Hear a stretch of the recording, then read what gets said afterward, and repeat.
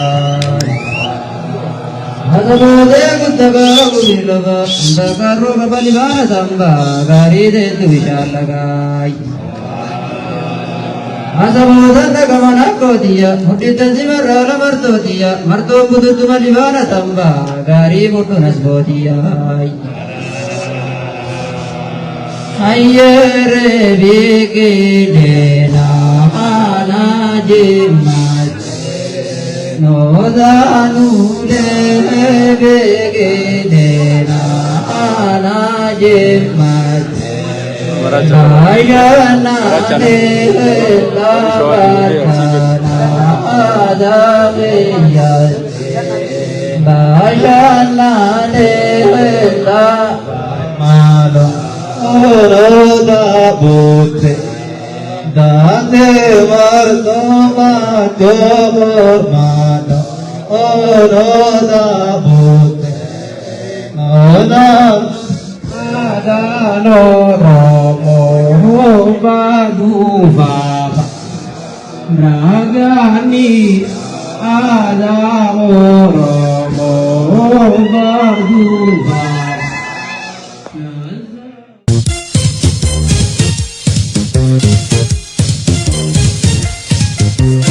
BBS Burqaa Odeeffannoo Haqaa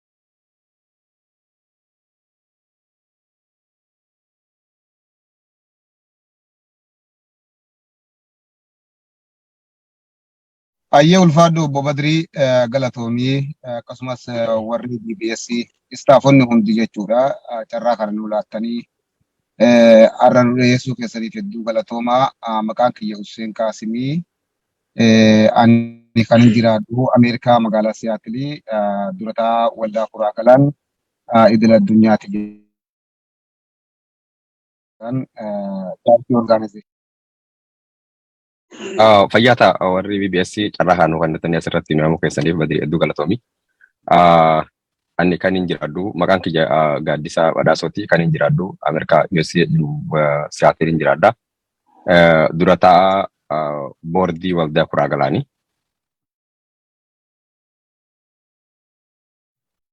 Ayyee duraan dursee asitti nu affeertanii yaada keenya nu gaafachuudhaaf baay'isee isin galatoomfachuu barbaada warra BBS fi hojjettoota daayirektaraa fi hundumaa isin galatoomfachuu barbaada.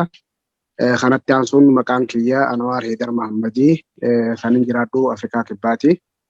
Gaheen kiyya Kuraa Galaan keessatti itti aanaa dura taa'aa Kuraa Galaanii hedduu galatoomna.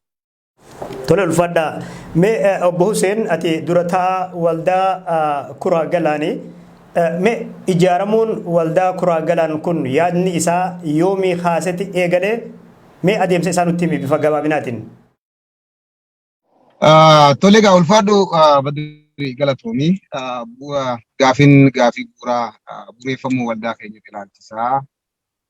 Waldaan keenya kan bu'uureffame akkanumatti gartee qaamni biraa ijaaramuu osoo hin ta'in itti yaadamee ilaalamee hir'inoota jiru hubatee ijaaramee jechuudha. Waldaan kun bara 2018 akka biyyoota lakkoofsa addunyaatti 2018 dhagartee akka idil addunyaatti ijaaramee jechuudha. Addunyaa kanarratti ijaaramee keessafuu USA keessatti Kanaadaa Austraaliyaa, Euroopi, South Africa, Keniyaa fi Kaayiroo keessatti odoo Oromiyaatti gadi hin bu'in 2008 keessa ijaaramee bu'aa bayyee keessa gahamma gartee guyyaa har'aa kana kara biyyaa ga'ee jechuudha.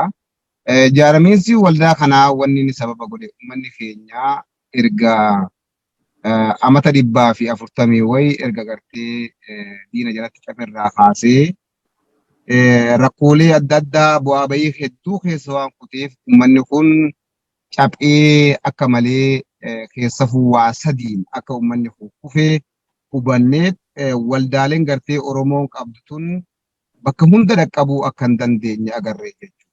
Amma fakkeenyaaf waldaaleen nu dura turan waldaa akka Maccaa Tuulamaa, Afran Qallootii fi Sinkoo fi Mandoo. Waldaan kun baay'ina uummata keenyatirraa kan ka'e uraa hunda cufuu waldaan kun waan hin dandeenyeef waan hubanneef nuti illee waldaa gargaarsa uummata Oromootiif ta'u, uummata keenyaaf ta'u, waldaa kanaaf yookaan uummata keenya kanaaf dootumsine wayya kajuurraa waldaa Kuraa Galaan bu'uureessine jechuudha. Waldaa Kuraa Galaan kun waldaa non-profit organization tajaajila uummata irratti kan hundaa'u jechuudha.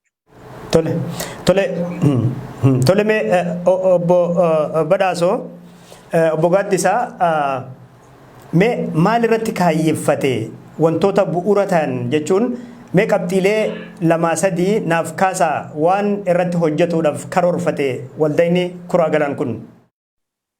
Waldaan Kuraa Galaanii akeeka dhaabbateef waan irratti hojjechuudhaaf hundaa'ee xiqqeessa yooniin kasii tokko taate. Waldaan kun tokkoffaa akkuma kaafame waldaa walgargaarsaati, waldayumaa akkasumatti ooltota ooltummaati. Waldaan kun jalqaba uummanni Oromoodhaa akkuma nuti hundinuu beeynu uummata faca'ee, uummata diigamee, uummata gabrummaan akka malee mataa isaanii qaqqabdee uummata bakka jiruuf waan keessa jiru hundaas hin beeyne. Uummanni kun walitti qabamee bakka tokkotti yoo deebi'ame kajuun hedduun waldoota Oromoodhaa kan amma dura ijaaramanis akkuma reefu kaafamee ture. Waldaan Kuraa Galaanis akkuma sana aadaa irratti hojjechuudhaaf fi seenaa irratti hojjechuudhaaf akkuma sana diinagdee biyya sanaa irratti hojjechuudhaaf akkuma sana uummata keenya hadhaa yookaan dhiibbaa gara hundaan gara mootummaa gabroonfataatiin irra geessee bakka jiranitti ofirraa faccisanii tokko ta'anii akka humna diinagdee isaanii, humna aadaa isaanii, humna ol guddattuu ijoollee isaanii akka seenaa Oromoodhaa yookaan sirna gadaa Oromoo qabdu irratti guddisnu dirqama waan bakka tokko walitti dhufuudhaaf waldaan kun murteessaa waan ta'etti amannee achirra dhaabbannee dhaabne jechuudha. Tole mee obbo Anwar yeroo waan tokko bu'uureessan egaa qormaanni nama mudatutu jira. Namoonni garii akka adda addatti yeroo yaada kanaan itti dhuftu yeroo itti nama hubatantu jira. Mee qormaanni waldaa Kuraa Galaan kana sadarkaa kanatti ijaaranii uummata Oromoo duratti hojiitti seenuuf jiraachuu isaa ibsuu kana keessatti qormaata isin mudatan waan irraa yaadattu nutti himee. Obbo Badii hedduu galatoomii garuu gaafii teessiin deebisuun duratti warreen waldaa kana bu'uureessuu jalqabarraa kaasee haga ammaatti nu wajji turanii wareega hedduu kafalan ka biyya keessaatii fi ka biyya alaallee galatooma dhaaba gaas keessa jechuun hin barbaada. Akkasuma maqaadhee waan hin finneef abaluuf abaluu jechuu osoo hin taane hoogganaa keenya durataa Hussein Qaasim irraa kaasee itti gaafatamaa boordii Bulees Kiyya Gaaddisaa Badhaasoo dabalatee warreen ganamaa galgala carraaqanii faajee kan keessa ba'anii horma teenya akka waliigalaattuu uummata nu deeggaran ka biyya keessaatii fi alaallee warra diinagdeedhaa fi yaadaan illee nu bira dhaabbatan cimsee galateeffachuu barbaada. Maaliif carraa akkana yeroo itti aantu argachuu dhabuun ni mala ammoo wanni kun miidiyaa waan ta'eef jecha akka dhuunfaattis tahee akka waldayichaatti warreen wajjin baay'ee dhama'aa turan ka biyya keessaatii fi alaatillee guddoo galatoonfachuu barbaada. Haratti aansee egaa yeroo hedduu uummanni keenyaa erga sirni gadaadhaa faca'ee booda waa'ee mataa walitti qabachuudhaa kanaa bifa adda addaatiin ilaalu. Haala hedduun nu dhaalee gartee waama jaarmaa Oromoo mataa wajjin walitti qabachuu harrattuu shakkii adda addaatii fi wanni kun qoodumaa fidaa wanni kun akkas ta'aa jiru hedduu nu rakkisaa ture baay'ee gufuu hedduu nu tahaa ture. Ati gabaabdumattuu waggaa 3 dabran kana waan sirriif duraa maqsuudhaaf baay'ee obsaan gartee yeroo kanilee fi nama hubachiisuudhaan kaayyoo teenya namatti ibsuudhaan maaliif akka deemnu kaayyoon teenya Oromoo jiddu galeessa godhachuu namatti ibsuudhaan nama hedduu amansiifnee yoo xiqqaate namoonni baay'een gartee warra diyaaspooraa jiran kajaarmoota akka keenyaa qabanilleen nu hubatanii gareenis nu deeggaranii uummanni keenyallee nu hubatuu danda'ee jira jechuudha. Beekamaadha wanni kanaa gufuu baay'een nama mudachuun waan haaraan waggaa gad dhufte keessattuu karaa ona carcar kana keessatti wanni akkanaa beekamaan turre fakkeenyaaf hamma naannoo Shawaadhaa waldaan Mancaa Tuulamaa kan waggaa dheeraa dura ijaaramee jira. Akkasumatti waldaan Sikkoo Mandoo zamana dhiyoo kana ijaaramelleen gartee uummata Sikkoo Mandoo keessatti hedduu beekama. Karaa keenya kana immoo waan haaraa ta'uudhaa wajjin wannummaan isin deemtanii tunuu maali jechuudhaan gufuu hedduun nu mudachaa ture ammoo amma alhamdulillah gufuu sun hundara dabarree as geenye jirra jalqaba galanni kan waaqaati galanni kan gooytaati itti aansuudhaan galanni gartee warreen jaallawwan wajjin qabsoonee sadarkaa tana geenyeeti kanuman jagaayee gufuun baay'een nu mudatee lakkaamtee waan hin dhumneef akkanumatti inti bishaashumatti agarsiin jechuu barbaada galatoonni. Tole ulfaadhu mee obbo Hussein waldayni kun biyya keessatti beekamtee argatee ifaan ifatti hojiitti seenuu isaati kan biyya keessaa labsame mee adeemsi mootummaarraa beekamtee argatu maal fakkaata ture? Nuti akka waldaa kuraa galaanitti jiddugaleessi hojii keenyaa akkuma beekamu tajaajila uummataati. Hayyamtii mootummaa Itoophiyaa qofa bira osoo hin ta'in waldaan kuraa galaan hubannoo sii kennuuf waldaan kuraa galaan waldaa hiddi gaffagaatee bifa intarnaashinaaliidhaan dhaabbatee jechuudha amma. Akkuma mootummoota Itoophiyaa biraa hayyama fudhannetti mootummoota biyyoota alaa kanaa biraa hayyama fudhannee hayyama qabaa jechuudha. Bifuma sanatti tajaajila uummatarratti uummata tajaajiluu jiddugaleessa godhatu irratti mootummaarraa hayyama fudhannee jechuudha. Inni kun uummata keenya tajaajiluuf yookaan biyya san keessa deemnee waan uummanni keenya barbaadu uummata keenya dhaleessuudhaaf uummata keenya gurmeessinee akka inni wal tajaajilu godhuudhaaf hammaatee tolaatee mootummaa biyya sanirraa hayyama qabaachuun dirqama waan ta'eef bifa saniin itti deemnee biyyattii san keessatti faayinaalii jechuudha. Erga biyyoota addunyaa tanarratti kuraa galaan gaddaamnee xumurre booda maayyii irratti gartee biyya keenya gabbuunee jechuudha. Biyyatti gabbuunee biyyatti hayyama baafnee kallattiidhaan hojiin akka eegalamtu goonee jechuudha. Isuma sanii wanni jiddu galeessa gartee biyyatti gagalmeen nu godhe. Kaayyumti gartee jaarmaa waldaa kanaa inni guddaan tokko uummata keenya keessatti ijaaramee uummata tajaajiluu waan ta'eef biyya sanirraa hayyama baafannee akka hojiichitti eegalu nu dirqisiisee jechuudha. Tole ulfaadhu obbo Hussein mee obbo Gaaddisaa waldayni kuraa galaan kun amma dura akkuma isin kakaastan waldayoonni dhimmoota amma isin kaayyeffatan kanarratti hojjetan baay'een biyya keessatti ijaaramanii jiru. Garuu qabatamaadhaan lafarratti waan kana jennee dubbannu hangas mara wanni hojjetamu xiqqaadha jechuudha. Mee rakkoolee waldayoota amma dura ijaaramanirraa hubannoo argatuudhaan maal karoorfattan bifa addaatiin yookaan ammoo waan qabatamaa tokko qabatamaan lafarratti hojjetuudhaaf? Galatoomee Boodri. Nuti akka waldaa kuraa galaanitti akkuma reefu kaasee waan reefu keessan akkuma jirutti keessatti haammatee waldaan kuraa galaan kuni namoonni biyya sana keessa jiran hedduun isaanii harka qalleessa akkasuma warra ijoollee isaanii waan silaa barbaadamu qopheessee fi barsiifachuu hin dandeenye akeeka waldaa kuraa galaan kana keessatti haga danda'ametti ijoollee ol guddattoota biyya sana keessa jiran bakka adda addaatti iskuula irratti isaan bira dhaabbachuudhaan waan danda'amu isaan gargaaruun akeeka isaa tokkoffaati.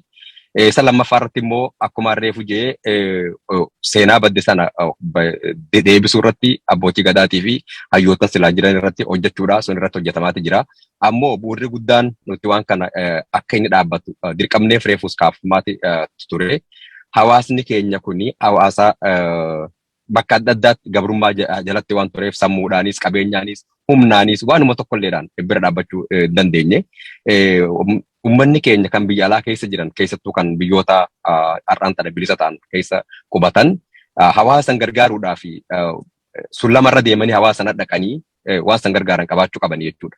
Sullamni isaan irra deemanii har'a ka'anii yookaan mana barumsaa tokko yookaan ammoo hawaasa tokko bakka tokko irraa buqqee tokko yookaan namoota silaa har'aan tana gargaartee bakka inni ta'ee inni bahuu dadhabde ol baastu sullamni ati irra deemtee bakka san dhayitu waldayaa kana dhaabuu qofa waan ta'eef jecha waldayaan kuraa galaanii sullama sana hawaasa sanaa ta'uudhaaf keessa alatti addunyaa kana gubbaa irratti sullamatti itti deemanii bakka silaa namni dhuunfaadhaan dhaqqabuu hin dandeenye akka gamtaatti dhaqqabanii waldaa hawaasa sana hanga tokko tindhisa jijjiiruu isaanii yookaan ijoollee ol guddatoo barnoota isaanii irratti tindhisuudhaaf wanni godhamuun karaa san qofaan waan godhamuu fi sagantaan amanoota guddoon lafa kaayyannee kan ammatti warra biyya keessaatii fi biyya alaattiinis irratti hojjechuudhaaf murteeffannee deemutti jirru.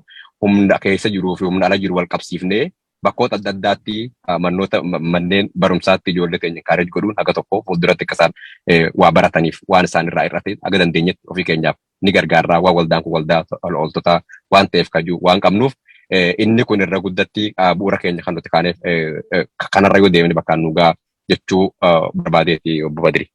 Tole. Mee obbo Anwar ati durataa itti aanaa durataadha. Waldaan keessan galii eessa bu'uura godhate wanta jabaa kanarratti hojjetuudhaaf egaa waan ittiin ka'an nama feesisaa. Mee maal ka'umsa godhattan abdiin keessan maali? Galatoon obbo Badri waldainni tolooltummaa kuni jalqabaa miti kan utuu hundeessite jalqaba uummata keenya irratti eegganna uummata keenya harka gartee warra waa qabu wajjin taanee warra waan qabne gargaaruudha. Kaayyoon teenya kana qofaa miti. Akka diyaaspooraatti faca'insi guddaan waan argamee jiruuf jecha faca'insi warra biyya keessaa qofaa miti kan biyya alaatti illee gargaarsaan barbaachisuuf jira. Fakkeenyaaf amma biyya kana man jiraadhu kana biyya gartee akka koominiitiitti namni dhaabbatee mirga isaa falmatee waan barbaadu argatu fi waan adda addaatti illee wal bira dhaabbatu kanallee akka gartee diyaaspooraatti uummanni keenya akka wal bira dhaabbatuuf kaayyoo tokkoffaadha kuni.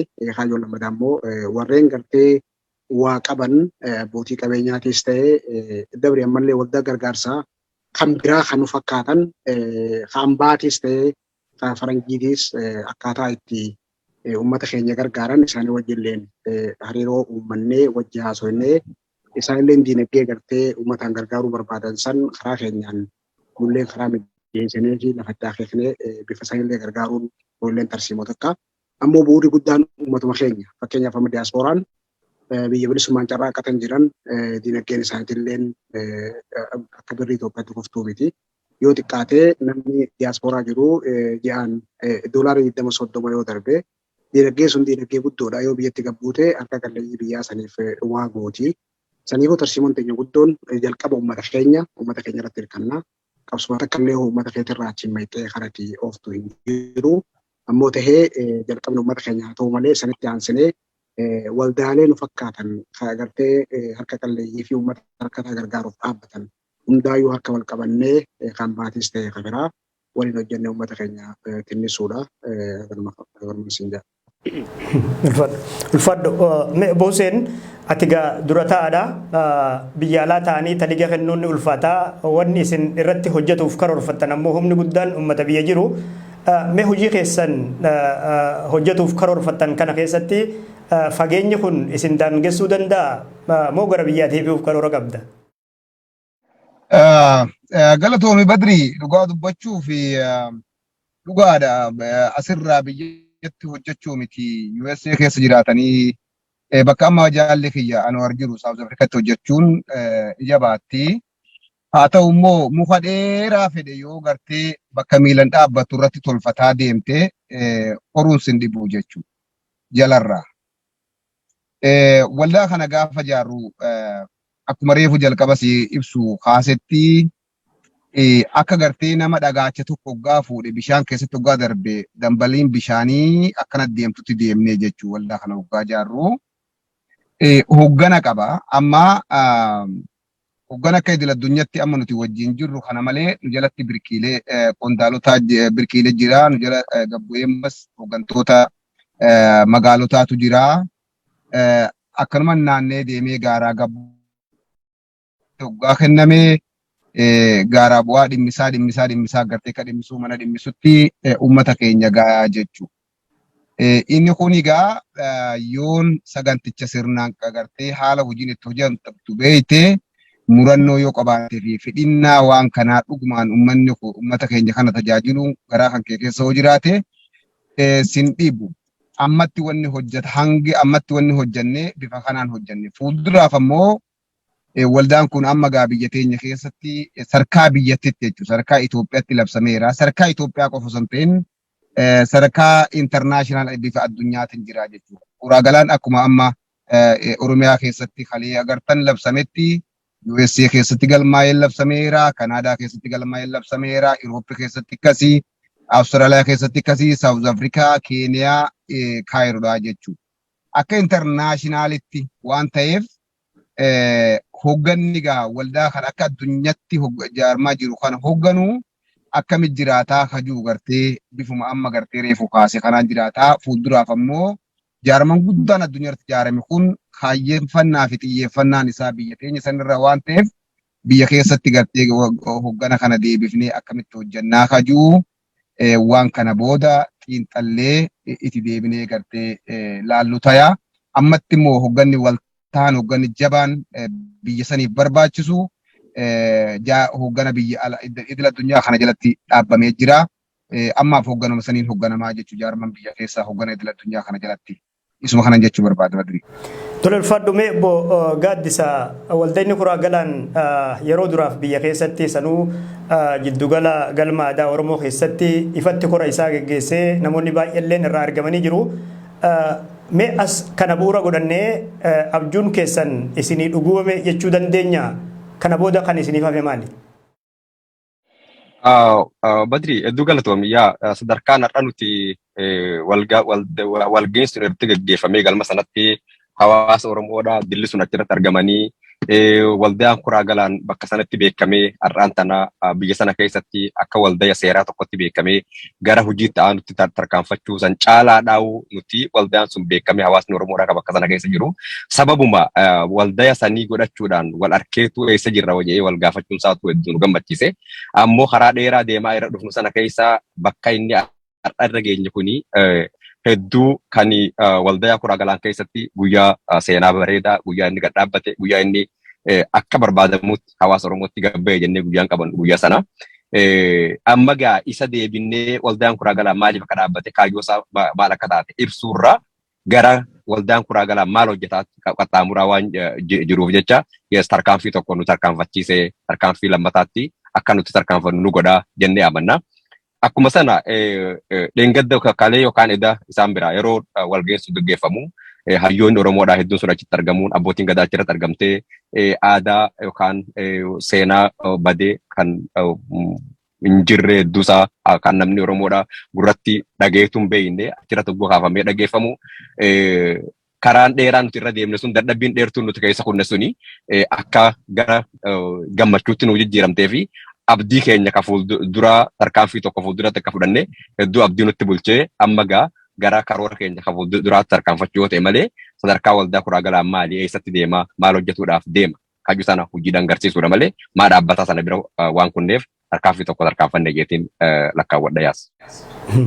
Toleme obbo Anawar waldayni kun Oromoota guutuu biratti fudhatama akka argatuuf hojiin hojjetamuu qabu maali wanni karoorfattan?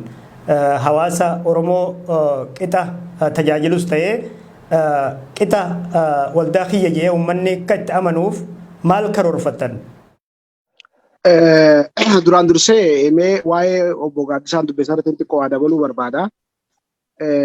Dhugaadha imala karaa dheeraa deemnee karaa dheeraan hedduu fagoo akka nu hafu ni amanna. Teemmoo waldayichi kun waldayin agartee viijinii takkaahuu mul'ata qulqulluun deemu yoo xiqqaate karoora waggaa 5 baafanneetti sossowaa jirra. Karoora waggaa 5 san dhukkubni koronaa dhufuudhaan xiqqoo nurraa gufatee ture malee horri kun silaa horri amma biyya keessa gaggeessinu kun yeroo dheeraa dura gaggeeffama ture. Garuu kiraasni COVID-19 fideen qofa osoo hin ta'in mootummaa fi biyyoota adda addaa irratti dhiibbaa gaggeessuudhaan aseene malee sila har'aan tana horri kun yeroo dheertuu dura gaggeeffama ture jechuudha. Kanatti aansuudhaan waldayichi kun karoora sirnumatti baafateeti karoora waggaa 5 qabannee kaane gaafa kaanu waggaa 5 kan adda fuunee waggaa baranaa kana godhuu qabna waggaa itti aanu kana godhuu qabna jennee deemaa turre. Garuu waan ajaa'ibsitti ta'uu waan karoorfanne san yeroo karoorfanne san duratti fiixaa turre. Amantaa guddoo uummata keenya biratti horanne jechuudha.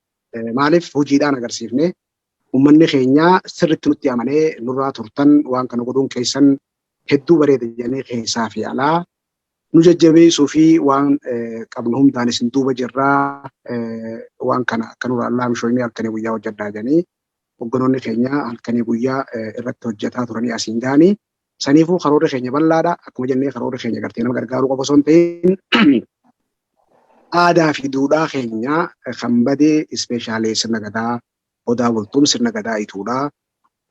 Kan waggaa jaarraa 12 irraa eegalee deemaa ture sababaa sirna nafxanyaatiin addaan citee meelate san meeluu sirraa baafnee bakka deebisuudha. Sirna gadaa mootummaan Habashaa cabsuuf yaalee garuu cabsullee dadhabuu miidhachiisee ture keessaafuu sirna gadaa ituudha. Isa san bakka deebisuun murteessaa ta'uu hubannee waan kanallee adda durummaadhaan irratti hojjechuudhaaf qophii xumurannee jirra jechuudha. Waan kana hoggaa jennu abbootii gadaatii fi bokkuulee carcar keessa jiran guutumattuu waliin mari'achuudhaan addaa jilaa dhaabuudhaan waa'een sirna gadaa ituudhaa bakkatti akka deebi'u uummanni Oromoo ituudhaa akka bakkatti deebi'u duudhaan isaa akka bakkatti deebi'u walhorri wal wallaalee if wallaalee sirna isaa wallaalee aadaa isaa wallaalee ragada isaa wallaalee akka deebi'ee bakka dursanitti deebi'u godhuudhaaf gartee nolleen kaayyoo waldacha kanaa tokko guddaadha jechuudha.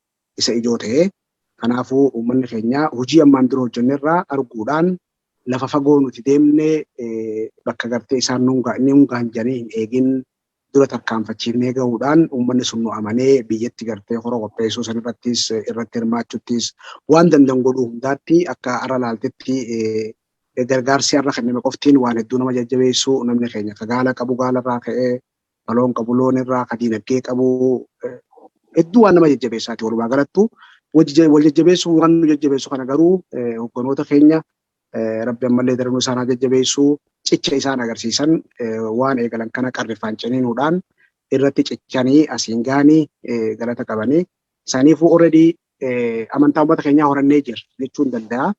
Dhibbarraa dhibbattillee ta'uu baattuu dhibbeentaan 80 keessaa fi alaatti amantaa uummata keenyaa horannee jirraa jee afaan guuttadhee dubbachuun danda'a.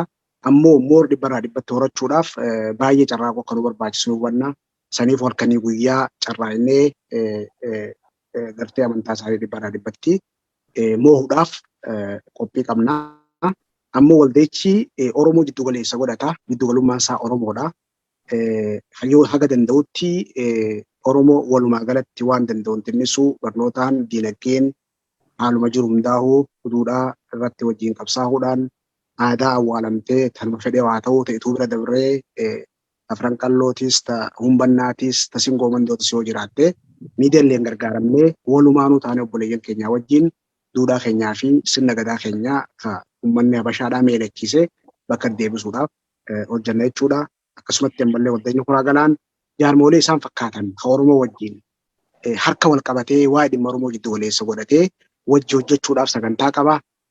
Amma erga labsine booda tarkaanfiin sun sitti deemti aliyaansii waldeetu keenya ka Oromoodhaa ka jiran wajjin ijaarannee dhimma Oromoodhaa jiddu galeessa godhannee akkamitti uummata Oromoo kana bayyaniif jenna waan jirullee kaayyoo waldee kanarraa tokko jechuudha. Ammaaf hagalma siin jabbobatu. Ulfaadho obbo Anwar mee obbo Hussein waldayni kuraa galaan wirtuun yookaan ammoo waajirri isaa guddichi eessa jennee himuu dandeenya yookaan ammoo namoonni waajiricha qunnamuu barbaadan yookaan waldaa keessan qunnamuu barbaadan qixa kamiin karaan gabaabbataaf. Bareeda gaarii Badrii gaaffii bareeddu na gaafattee waldaan kuraa galaan waajirri isaa kadila addunyaa USA magaalaa Siyaatil jiraata. Waajjira ammoo naannatti qabaa jechuudha. Isa kana jalatti waajjirri bulchiinsaa kuraa galaan Kanaadaa ni jira. Ka Awustiraaliyaa ni jira. Ka Irooppii ni jira. Ka Saawuz Afrikaa ni jira. Ka Kaayiroo Keeniyaa. Biyyoota kontinentii kana keessa ni jira jechuudha. Kan biyyaa gaa kanuma gartee kalee waliin agarsiisanii waajjira guddaatu jira jechuudha. So saniif namoonni kamiyyuu namni Oromoo ta'e kan tajaajila uummata keenyaatii fi seenaa uummata keenya irratti dalaguu barbaadu namni Oromoo kamiyyuu waldaa kana bifa amma gartee informationaan kenne kanaan nu qunnamanii waldaa kanarraa tajaajila fudhachuu fi waldaa kanallee tajaajilu akka qaban asumaan dhaamsa dabarsinaa jechuudha. Asumaan dhaamsa kan nu barbaadu. Tole ulfaadha mee daqiiqaa lama isiniif kenna wanni nuuf hafe jettan yoo jiraatan waa'ee waldaa kuraa galaanis ta'e karoora waldayichaa wanni isiniif hafe yoo jiraate daqiiqaa lama isiniif kenna obbo Gaaddisa. Fayyaa ta'e Badri wanni guddaan afalleen hin jiru waldaan kuraa galaanii maqaan isaa dhugaadhuma waldaa kuraa galaanii akkuma waldoonni biraa maqaa sanii yaamatanis maqaa Oromoo irraa moggaafatee waldaan kuraa galaan tajaajilli isaa kan kennu ummata ituudha kan keessaa ba'ee dhaabbate qofa osoo hin ta'in ummatuma Oromoo guutuudhaaf tajaajila kenna.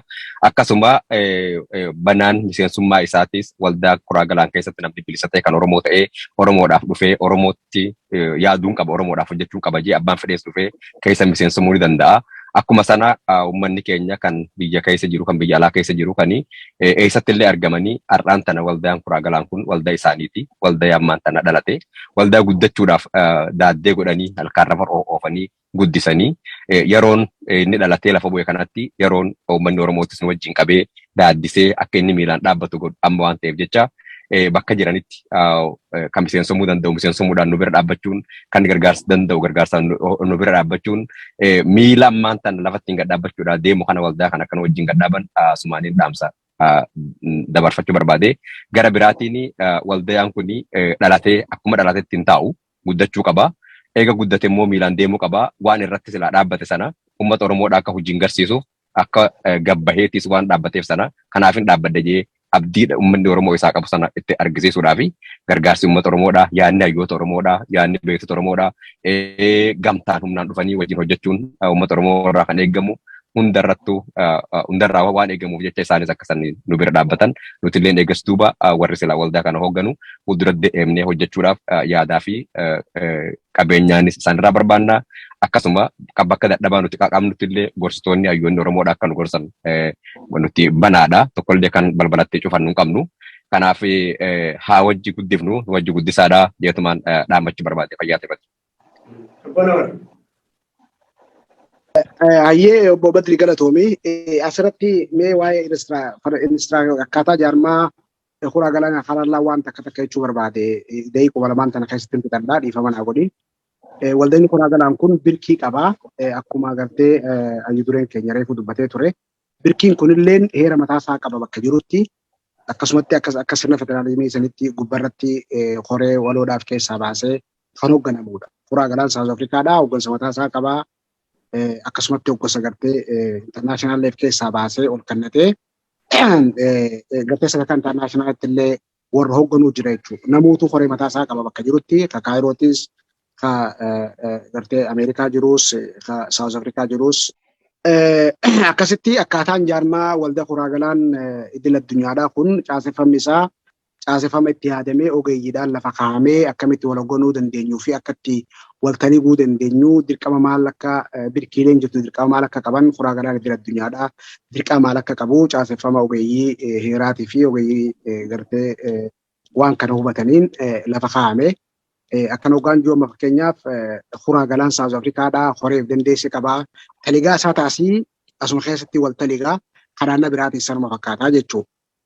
Ammoo akka idil addunyaatti warra horee kana keessaa ol bahaniitu akka gartee federaalaaf akka nama kannatutti birkiin jiru hundaa ol kannatee achi keessaa dhufee horee idil addunyaa uumaa jechuudha. Caaseffama sirna dimokiraasiidhaa bifa saniin caasaa akkasii qabaata. Karaa biraatiin wanni uummata keenyaan jechuu barbaannu namni haga addunyaa kanarra jiru mataa ifiitiif qofa jiraachuu osoo hin ta'in uummata isaatiif jiraata. Haga danda'utti waa addunyaa irratti seenaa wayii dhiisee deemuu qaba. Kanaafuu abbootiin qabeenyaa keenya kan jirtan hundinuu waldaan kun waldaa keessanii itti dhiyaadhaa. Uummata keessan gargaaraa rabbi biratti illee galata isinii qabaa saba biratti illee seenaa horatanii jenneeti warra kanaaf yeroo barbaanna. Karaa biraatiin waldaawwanni biraa kan fakkaatan agartee kaayyoo wal fakkeenyaa qabnu waan gartee jiddu galummaa waliin qabnu irratti waliin isinii waliin hojjechuuf qophiidha. Ifduuban deebiinaa namni wajjin hojjechuu barbaaddan waajjira keenya naannoo jirutti qunnamuu dandeessan Afrikaa Kibbaa jirus qunnamuu dandeessan kan USA jirullee waajjira keenya kan USA jiru qunnamuu dandeessan waajjira bakka jiruraa qabna waan ta'eef bifa saniin nu qunnamtanii waan dandeenyu irratti dhimma Oromoo jiddu galeessa godhannee waliin hojjechuudhaaf qophiidhaa banaadhaa akka dhuunfaattis waldaa kanaaf miseensa taatanii waan jiruun bira dhaabbachuudhaaf fedhii qabaatan ta'e fedhiis qabaachuu qabdanii nutti dhiyaadhaa isiniin jenna. Waldaan Kuraa Galaan waldaa Oromooti. Oromummaa jiddu galeessa godhatee ijaarate.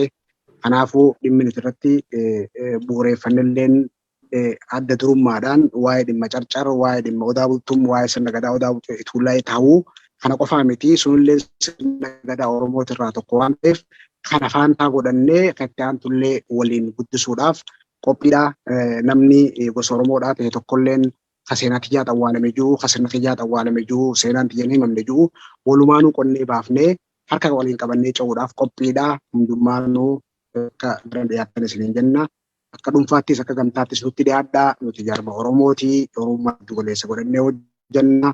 Hunduma keessaa isin jaalanna. Saniifuu wanni duuba isin deebisu jiru jennaani ammoo abbootiin qabeenyaa akka biyya alaatii fi biyya keessa jirtan uummata keessan gargaaruudhaaf qopheessaa.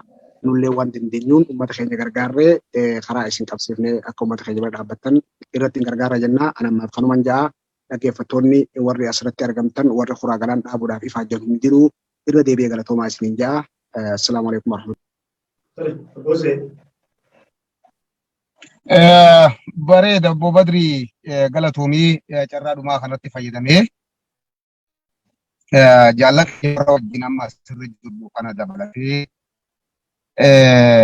waldaan Kuraa Galaan kun bu'aa bayii dheertuu keessa kunnee as geenye qaamonni bu'aa bayii dheertuu keessa wajjin kunnee as geenye koree hojii raawwachiiftuu Kuraan dabalatee koree boordii Kuraa Galaan kan idil addunyaa akkasumas qondaalota waldaa Kuraa Galaan kan idil addunyaa birkiilee hoggantoota magaalaa adda addaa keessa jiran miseensotaa fi hawaasni keenya gaafa jalqaba duraa nuti jalqabarraa kaafnee ilaarraan ifaanye nu wajjiin halkanii guyyaa carraayitanii sarkaarra waldaan kun ga'uun geessan hedduu galatoomaa baga guyyaa kanaanis isin ga'ee baga waliin agarree jechuun barbaada. Olaantummaatti immoo manguddoota keenya warreen nu gorsan sarkaa ogummaatiin qarooman nu gorsitanii gaafa nuti jarjarre akka gartee nama luugama fardaan qabutti nu qabdanii gaafa nuti suuta deemne immoo xiqqoo saffisa keessan dabalaa jettanii sarkaarra geenyu kanaan nu geessan tokko tokko maqallee yaamuu yoo maadde namuu bakka jirtanitti hedduu galatoomadha baga guyyaa kana geessanii jechuun barbaada. Maayii irratti gaa dhaamsinanii dhaammadhu waldaan Kuraa Galaan bakka silaa dhaquu barbaadu miseensatti dhaabbachuun barbaadaa ji'u san maayii Oromiyaa keessatti kalee miila isaa lafaan tuqeeraa jechuudha. Kana jechuun miseensa hunda bakka hundatti miseensa horatee jechuu osoo hin ta'in miseensi keenya yoo laallee toora gartee kumaatumatti lakkaayamaa jechuu akka addunyaatti yoo fudhanne gayaa miti.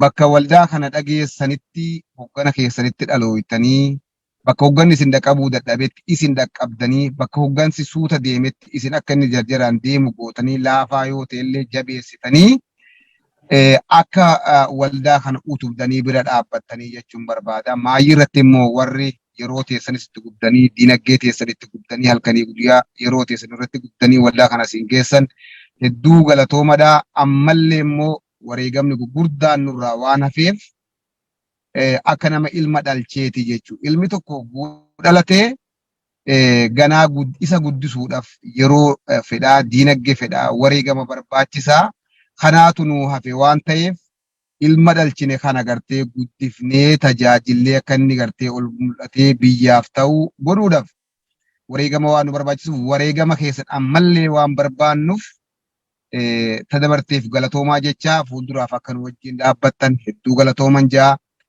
Maayii irratti immoo warri BBS yeroo baay'ee waan nuti hojjannu kara dookumantariitiin ta'ee kara gartee miidiyaa beeksisaatiin waan adda addaatiin intarvii nu waamtanii intarvii nu godhuudhaan carraaqqin isin qoonni isin waldaa kana keessatti qabdan qooda guddaadha. Hogganni waldaa Kuraa Galaanis uummanni illee miseensi dabalatee qooda guddaa isinii qabaa. Hedduu galatoomaa ulfaadhaa fuuldurallee akka nu wajjin jiraattan akka nu quba qabaattan asumaan dhaammachaa ani gama kiyyaan xumuradheen jira ulfaadhaa horaa bulaa. Tole durataa waldaa Kuraa Galaan obbo Hussein Qaasim akkasuma immoo durataa itti aanaa waldaa Kuraa Galaan obbo Anwaar Haydar akkasuma walitti qabaa durataa boordii waldaa Kuraa Galaan yeroo keessan obbo Gaaddisaa Badhaasoo yeroo keessan fudhattanii turtiin waliin gootaniif dhugumatti maqaa daawwattoota Bultuun Broadcasting Service'n irra deebi'ee hedduun isin galateeffadhaa ulfaadhaa. atilleen hedduu galatamu obbo Badri carraa kan nuu kennuudhaa fi ulfina qabdaa. Hedduu si galatoomfannaa jiraadhaa itti fufaa hojii gaariidhaa. Hedduu isiniin boonna hedduu nu gargaartanii gargaarsa keessan akka nu gargaartan sirriitti beeknaa ni hubannaas galata guddaa nu biraa qabdanii ammallee irra deebi'aa ulfaadhaa galatoomaa isin jenna galatoomaa. Tole daawwattoota Bultuun Broadcasting Service yeroo keessan fudhattanii sagantaa kana hordofaa jirtan hundi keessanuu kanneen biyya keessaaf biyya alaa ammas irra deebi'uun ulfaadhaan isinin ja'an Badri Yusuf ogeessa kaameraaf teknika keenya Abdii Jamaal ammoo afaana ture qophii biraatiin walitti deebina hanga sittuu nageetti horaa bula. Jinaala bani ragatuu jalqabne galma datti abaabota bade qaaqii ragate jalqabaa madibne isaan tunnumbe aadaniituu kana maqaan irra gata maalirraa nu himtu maal dinqibiifattu wayyee ummanni baagadaay.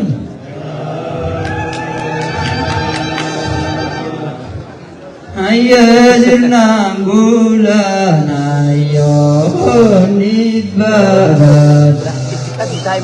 Idul sirnaan buulaanayyoo ni baagada. Gisa birraan tuuta jireessaaniidhaan. Bu'aanaan reewal kaapaan akaawootaan.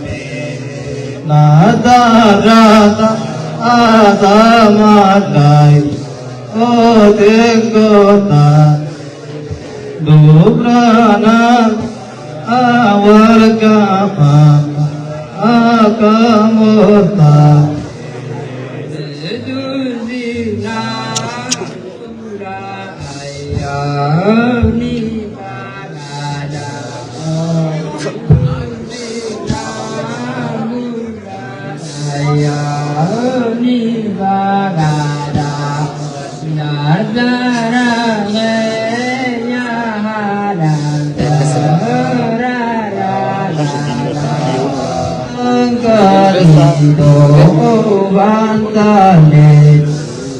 Getini lantangani bantane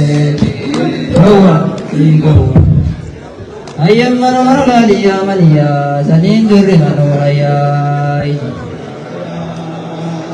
dirre unnadu kisagala wosi gorjadan yardi sananjala amur magaya dirlimana samba gari jawi mo bakala Azimati yajinaduba kilen sama juba buya gya masare takayuda tabole nayuda ajitan si jale gari durai tu aye zatan si bisa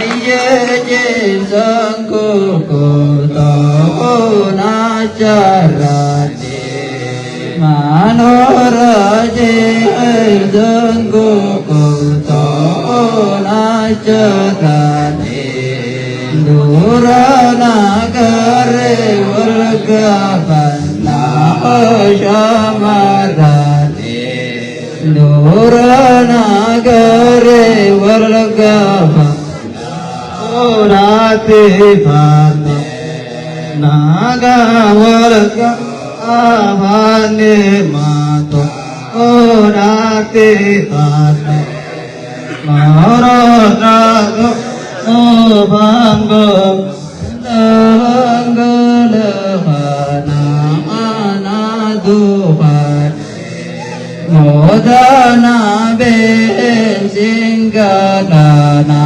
Anaduhan Nizinurpada Wardige Igawa